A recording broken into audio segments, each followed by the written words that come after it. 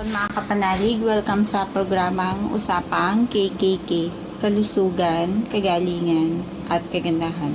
Ako po si Ivy at kasama natin si Dr. Irene Lim.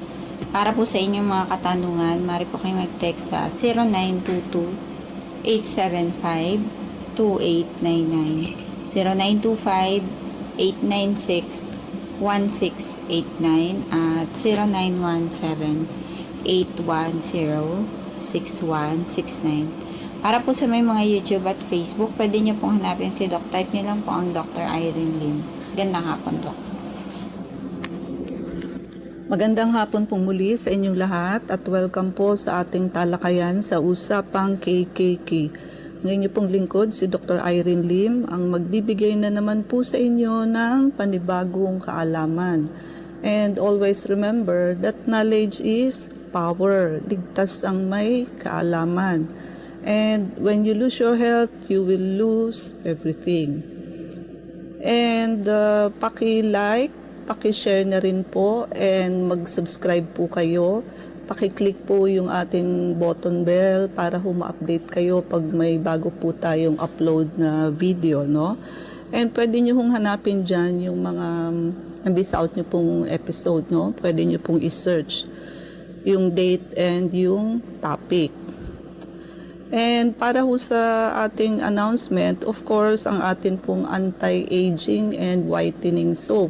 So, habang may stock tayo, makiagaw na po kayo. Madalas ho kami maubusan ng stock, no?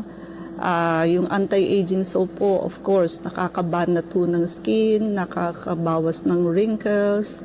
So, of course, nakakabata hong tignan. And yung whitening soap, syempre ho, lamang ho palagi ang maputi kesa ho sa morena at medyo dark ho ang complexion, no? Kahit ho pareho kayo ng ganda, pareho kayo ng height, parehong maganda ang suot ninyo, pag pinagtabi nyo po yan, mas lamang pa rin ho. May plus factor ang mas maputi. And of course, kahit po hindi kayo kagandahan, basta ho pino ang skin ninyo at paputi, clear complexion, added factor po yan para sa inyo, no? Gawin nyo hong pangregalo yan sa sarili ninyo. Kahit sa soap man lang ho, gamitan nyo ho ng special soap yung sarili ninyo, no? Wag ho yung kung ano-anong harsh soap lang po ang ginagamit ninyo sa skin, no? So, bigyan ho palagi ng special para hong regalo ang inyong sarili, no? So, yan naman ho very affordable at ibigay nyo na ho yan sa sarili ninyo. Ang isa pa hong advantage ng whitening soap natin is hindi nga ho siya nakaka-dry ng skin. So, karamihan ho ng whitening soap, kailangan nyo hong ibabad for ilang minutes bago ho tumalab yung whitening effect. And also, kailangan ho pag ikinumpara nyo ho sa magkabila, ito ho kahit hugasan nyo agad, makikita nyo na agad ho ang effect. Mas whiter siya. And hindi ho nakaka-dry ng skin. Halos lahat ho ng whitening soap nakaka-super dry ho ng skin. So, hindi kailangang ibabad at hindi ho nakaka-dry ng skin. May magandang balita po kami sa inyo. Due to public demand, ang dami ho pa kasing nagte-text at tumatawag, nakikiusap ho na ibalik ang ating free check-up. Starting today ho, ibabalik po namin ang free check-up, free urine and free sugar testing hanggang katapusan lang ho, hanggang March 31. So hanggang linggo ng pagkabuhay. So Easter Sunday po. No? Para ho, ito hong bakasyon ng mahal na araw na wala ho kayong pasok, so may time ho kayong magpa-check up. Ito naman hong 2 linggong itong ibinigay namin sa inyo, maximize nyo na ho. Pagka pinalagpas nyo pa ho ito, nasa sa inyo na ho ang pagkukulang. No? Pinagbigyan ho namin kayo dahilan sa dami ho ng tumatawag at nagte-text at hindi daw ho nakahabol sa ating free check-up. So starting today until Easter Sunday, March 31, ayan po, binabalik po namin ang free check-up, free urine and sugar testing, and free colon cleansing if you have referral. Then, ang maganda ho doon, sa 2 weeks na to, yung promo package mas maganda di ho ba kaysa doon sa dati. Yung promo package natin na buy 2 detox, magkakaroon kayo ng free na blood cleansing or vector scan. If you buy naman detox plus blood cleansing, vector scan ho magiging free ninyo. Para hong buy 2 plus 1. Dati ho hindi plus 1, discounted lang ho. Ngayon ho, bibili kayo ng dalawa, out of dun sa 3, magiging free nyo na ho yung pangatlo. Ang laking noon, ang laking savings para sa inyo, no? Para nga lang ho kayo, magkaroon ng chance na maka-avail ho. Kasi basic ho yan sa katawan, no? Ang vector scan, di ho ba, nakaka-detect ng mga sakit bago pa kayo magkaroon ng simptomas at bago pa ho kayo mag-positive yung mga lab test ninyo. Nauuna ho siya, nakaka-pick up ho siya ng lahat ng klase ng germs, mikrobyo, chemicals, allergens, no? So, hindi nyo na ho kailangang magpa-skin test, yung may mga allergy po, yung may mga lahi ho ng cancer, no? Lalo na po kayo, dahil siyempre ho, sa agam-agam ninyo, natatakot ho kayo, baka kayo rin ho ay magka-cancer. Malalaman na ho natin ahead, kaya ho, may time pa ho tayong tanggalin yung root cause kung magpa-positive ho kayo sa vector scan. Yung may mga lahi ho ng heart attack and stroke, yan din po, no? Makikita na ho natin kung barado ang circulation. So may protocol din po tayo para tanggalin yan. Wala hong radiation ng ating vector scan. Ang accuracy ho is more than 90%. Hindi ho subjective ang result. Meaning, yung machine ho mismo ang magbabasa. Hindi ho opinion ng taong nagbabasa. So hindi ho tao ang magbabasa. Ipapaliwanag ko lang po sa inyo pero reading ho talaga ng machine yun. So ayun po, wala na kayong hahanapin sa vector scan, take advantage, no? And also, yung atin hong detox, napaka-importante ho. Lilinisin niya ho yung basic organ, which is colon, gallbladder, liver, and kidney. Pati ho mga parasites, tatanggalin niya, and chemicals and heavy metals sa basic organ natin. Wala akong taong healthy sa taong constipated at marumi ang colon. That's why detoxification program is very much needed. And also, halos lahat po ng sakit, ang root cause is what? Gallbladder and liver congestion. Yan hong high blood, diabetes, mataas na cholesterol, triglyceride, uric acid, halos lahat po yan ang pinag-uugatan. Maruming liver and gallbladder. Kumbaga ho yung atay ninyo at abdo, punong-puno na ho ng stones. Intrahepatic stones, sa loob ng atay na pag nalaglag ho, magiging gallstone, but it is the same stone. So paano ho makakapag-function ng maayos yung liver ninyo kung ganun hong siksikan na po ang bato doon, no? Pero sa ultrasound ho, nakikita lang yan as fatty liver. No, akala mo napakasimple, but hindi ho. Di na nga ho siya makakilos halos dahil punong-puno ho ng bato. Kaya ho yung mga natanggalan ng abdo, magtataka ho kayo, pag dinetox namin, may lumalabas pa rin hong parang mga green piece na bato. Saan ho galing? Tinanggal na ho yung abdo. Sa loob ho ng atay. That is a proof na sa loob pa lang ho ng atay, may mga stones na po tayo. No? Hindi lang ho yan natatagos ng ultrasound. And also yung atin hong blood cleansing, of course, nalilinis ho, nawawash out po yung mga mikrobyo, chemical, nai-improve ho ang circulation, nahahydrate po ang pasyente. So maibabalik ho sa 7 times delivery ang ating blood simula ulo hanggang paa. And yung high dose vitamin C po, ito po ay nagkakaroon ng antimicrobial effect and anti-cancer effect. Bukod po doon, ito ho ay nakakaputi, nakakaganda, nakakapino ng skin the healthy way. Malakas po kayo. And ayun po, ginagamit na rin ho ito sa US, sa hospital mismo, and pwede rin ho ito sa mga nagkikimo and radiation, hindi nyo na ho mararanasan yung panghihina, pagsusuka at paglagas ng buhok. No? So, i-prepaid nyo na ho ito para hindi na kayo mapagsarahan ng promo, and also, pwede ho itong ipangregalo kasi transferable po ito. Ang tatalakayin po natin sa hapong ito ay tungkol po sa eclampsia. Madalas po nating naririnig ay si ganito, si Maring ganito na eclampsia daw. Pero naintindihan ho ba natin kung ano yung eclampsia pag sinabi natin nag-suffer ng eclampsia yung isang tao? Isa ho itong serious complication ng pregnancy which is characterized by seizure. Nagkukumbulsyon ho. But bago ho yan magkumbulsyon, makakaranas ho muna yan ng pre-eclampsia. When we say pre-eclampsia, high blood pressure at nagpa-positive ho ang protina sa urine, which is dapat ho ang urinalysis negative ho ang protein. Pagka ho pre-eclampsia, high blood pressure and presence of protein in the urine. Pagka ho nagkaroon ng seizure ang may pre-eclampsia, magiging eclampsia na ho siya pag nagkaroon ng convulsion, no?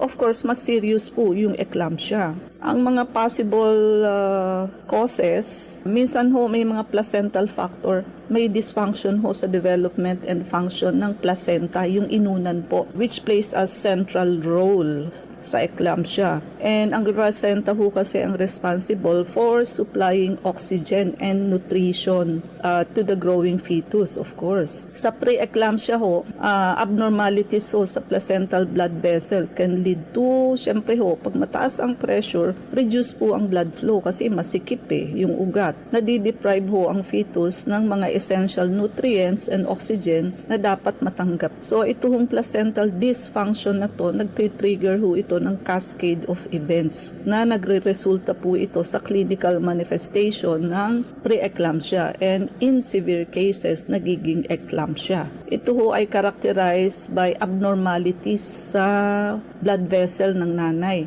including vasoconstriction, nagkakaroon ho ng narrowing o pagsikip ng mga ugat, and of course yung endothelial dysfunction, endothelium yung pinaka-inner lining ho ng arteries. Siyempre ho, pagka nakakonstrict, ibig sabihin masikip, nadadamage ho yung cells lining the blood vessel. At ito hong vascular changes na to, nagko-contribute ho yan sa hallmark ng symptoms. Tulad ho ng high blood pressure and proteinuria, presence of protein in the urine.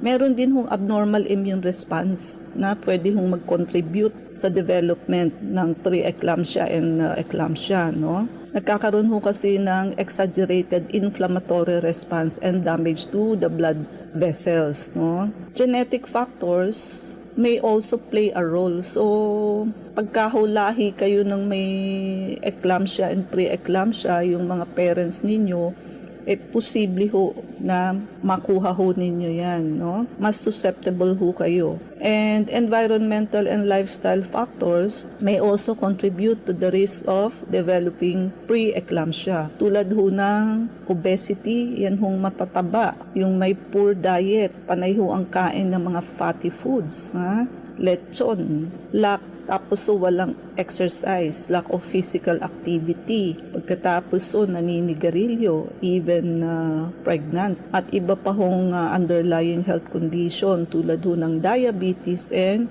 chronic hypertension. So sino ho ang at risk? First pregnancy ho, women who are pregnant for the first time. Mas mataas ho ang risk na magkaroon ng ganito, no? Pre-eclampsia compared to those who have no previous pregnancies. Multiple pregnancies, yung mga twins, triplets, syempre ho, nakaka-increase ng risk yan ng pre-eclampsia and eclampsia.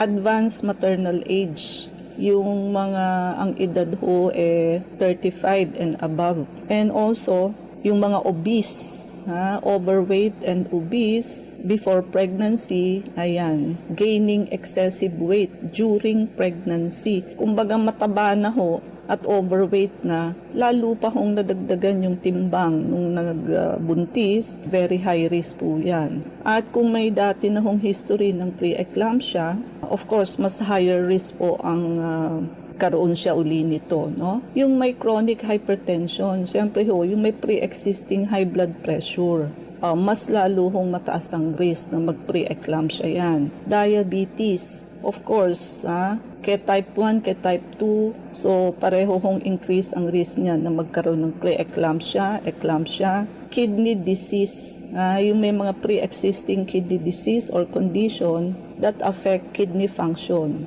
Autoimmune disorders, yung may mga lupus, yung may mga rheumatoid arthritis, ayan, mas increase po ang risk niyan. Family history, syempre ho, pag meron ho sa pamilya na merong ganyan, like sister, mother, cousin, no? At yung mga women who conceive through in vitro fertilization, yung mga naka-IVF ho, or other assisted reproductive technologies, yan ho, may have a slightly higher risk of preeclampsia. Symptoms, syempre ho nangunguna, syempre ho mataas ang BP niyan. Hallmark ho yan ng preeclampsia, mataas na BP, 140/90 or higher. Proteinuria, pag nagpa-urinalysis ho, positive ho ang protein sa urine. May pamamaga ho or manas, lalo na ho sa mga kamay, sa paa, sa face, due to fluid retention. Headache, ayan ho, no? Na hindi ho nare-relieve ng pain reliever. Vision changes, nalalabo ho ang paningin, nagkakaroon ng flashing lights or spots in the field of vision. Pwede ho itong mangyari as a result of changes sa blood vessel in the eyes. Upper abdominal pain, kadalasan ho sa right side. Pwede hong sign of liver involvement pag severe ho ang preeclampsia. Nausea and vomiting, ayan, pwede hong magsuka ang pasyente, no? Complication, siyempre ho, yung preeclampsia, pwede hong magkaroon ng convulsion, magiging eclampsia. Pwede hong mauwi sa stroke, talaga hong pangit, due to high blood pressure. Pwede hong magkaroon ng organ damage sa liver, sa kidney, sa brain, and placental abruption, wherein yung placenta nagse-separate ho sa uterine wall bago pa ho manganak. Siyempre ho, magdi-lead yan sa bleeding and potential harm for the baby. Sa baby ho, nagkakaroon ho ng intrauterine growth restriction. Siyempre ho, reduce ang blood flow, therefore reduce din ho ang oxygen and nutrition sa baby. So maliit ho ang anak, no, ang baby. Preterm birth, so naaaga ho ang nagkakaroon ho ng preterm labor and delivery. Hindi pa naman ho dapat, ayun, nagiging preterm. Stillbirth, pwede hong ikamatay ng baby in utero. Neonatal complication, low birth weight, yun nga ho, maliit ang baby. Minsan ho, hirap humingay, may respiratory distress syndrome and feeding difficulties. Kailangan po dito ang regular monitoring. So, close monitoring pagka ho may ganito. Kailangan din ho ang blood pressure management. So, ang kailangan ho humawak nito, OB talaga. Iba ho kasi ang ginagamit na mga pang-high blood sa buntis. Magnesium sulfate, ayan, iyan ho ang kadalasang ginagamit to prevent seizure. And given intravenously ho ito and closely monitored to maintain therapeutic level. Kadalasan ho, minsan ho, kailangan ng delivery ng baby, may be necessary to prevent further complication to both the mother and the baby. And yung timing ho and method ng delivery depends on such factors such as ilan na ho ba ang gestational age ng baby, gaano ba ka-severe yung preeclampsia, and yung well-being ho, both the mother and the baby. Minsan ho, nagbibigay din ng corticosteroid to the mother na at risk of preterm delivery to help accelerate lang maturity ng baby at ma-reduce ho ang risk ng respiratory distress syndrome. Kailangan ho ng hospitalization for close monitoring sa mga ganitong mother and iba pa hong supportive measure, no? Tulad ho ng bed rest, dietary changes, reduce ho ang sodium intake. Siyempre ho pag high blood, kailangan ho bawas sa asin. And kailangan ho ng hydration to help manage symptoms and reduce the risk of complication. Now, kaya nga ho yung ating vector scan, yung atin hong detox and blood cleansing, yan po, pagka regularly ho, ideally every 3 months, ginagawa ho yan ng tao. Napakarami hong sakit ang pwedeng mapigilan. Kasi yung detox and blood cleansing, ibinabalik ho natin sa ating katawan yung regular and normal function, which is pagka ho kasi marumi na ang katawan, both the blood and the basic organs, at talaga hong magmamalfunction yan. By continuously doing detox and blood cleansing, ideally every 3 months. So, hindi ho kayo mauuwi sa mga ganitong sitwasyon, no? Pero ho, ang detox and blood cleansing, ginagawa ho yung hindi pa kayo buntis. Hindi ho dinidetox ang buntis. Bago pa ho kayo, kung kayo ho'y nagpaplanong magbuntis, mag-detox and blood cleansing na ho kayo. Hindi ho yung pagbuntis na. Wala hong nagdi-detox ng buntis na. Kailangan ho, planado ang pagbubuntis, bago pa ho yun, husband and wife, magpa-detox and blood cleansing na ho, para maganda ho ang health ninyo, pati na ho yung upcoming baby. So, Ivy? Para dun po sa mga nais magtanong, mag-text po kayo sa 0922-875-2899. Po muli sa usapang KKK. Ako po si Ivy at kasama pa rin natin si Dr. Irene Lim.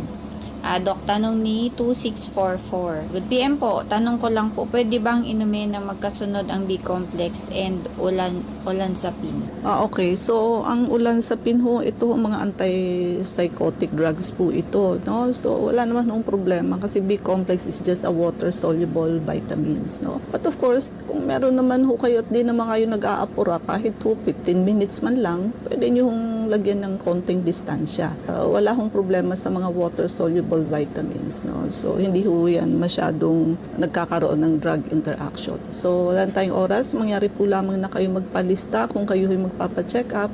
So, Unit 1101, Clinica Medica 101, Centuria Medical Makati, Salamanca Street, corner Kalayaan Avenue, Makati City. So, ang landmark ho natin is along Makati Avenue, yung corner General Luna Street. So, everyday ho, bukas ang clinic, pati na rin Saturday and Sunday, and even holidays. Kailangan lamang ho, magpalista kayo ahead, Ivy. Pwede po kayong tumawag sa 546-9412, 0922-875-2899. Pwede rin po kayong mag-text sa 0925-896-1689 at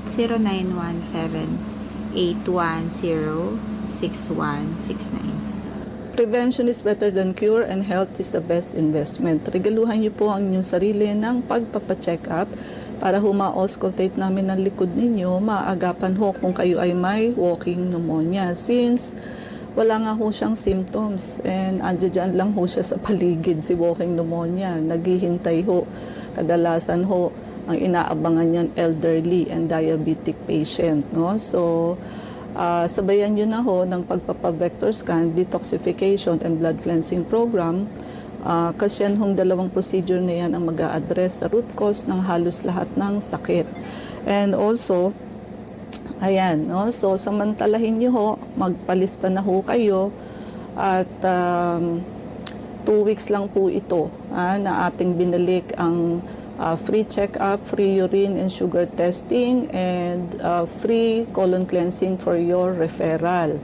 Pagbibigay po sa mga humahabol pa ho ng text at tawag ho, no? So, habang hong may bakasyon kayo, itong mahal na araw, samantalahin nyo na po. Hanggang March 31 ho lamang, Easter Sunday, magpalista na ho ng free check-up.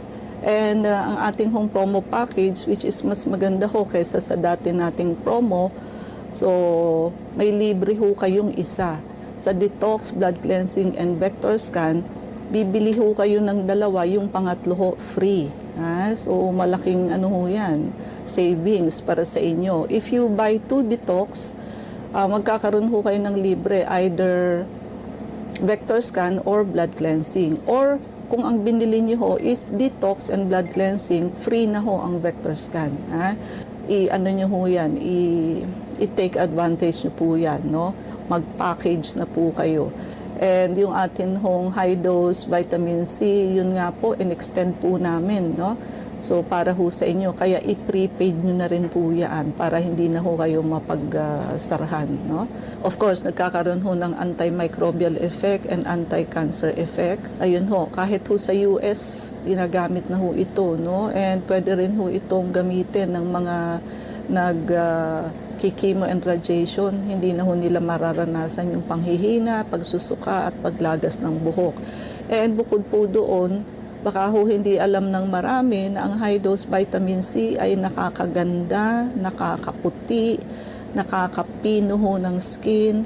Bukod po doon ay, of course, malakas na malakas ho kayo, ha? The healthy way. So from the inside out po yan, no?